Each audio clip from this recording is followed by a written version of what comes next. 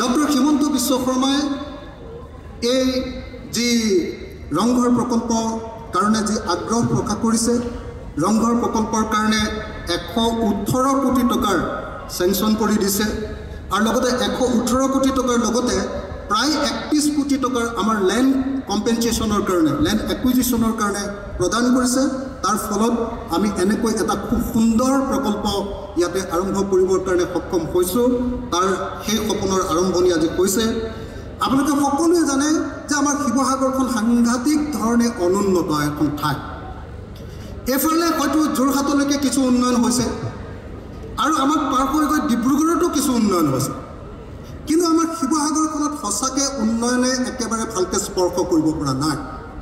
স্বাধীনতাৰ পাছত চাগে শিৱসাগৰৰ কাৰণে আটাইতকৈ ডাঙৰ যিটো প্ৰকল্প গ্ৰহণ কৰা হৈছে সেইটো হ'ল আজি এই আধাৰশিলা স্থাপন কৰা এই ৰংঘৰ প্ৰকল্পটো।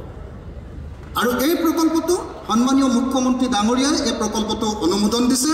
গতিকে নিশ্চিতভাৱে এই সমষ্টিৰ বিধায়ক হিচাপে মই আজি সমগ্ৰ শিৱসাগৰবাসী ৰাইজৰ হৈ মুখ্যমন্ত্ৰী হিমন্ত বিশ্ব শৰ্মা ডাঙৰীয়া অন্তৰৰ পৰা ধন্যবাদ আৰু কৃতজ্ঞতা জ্ঞাপন কৰিছোঁ।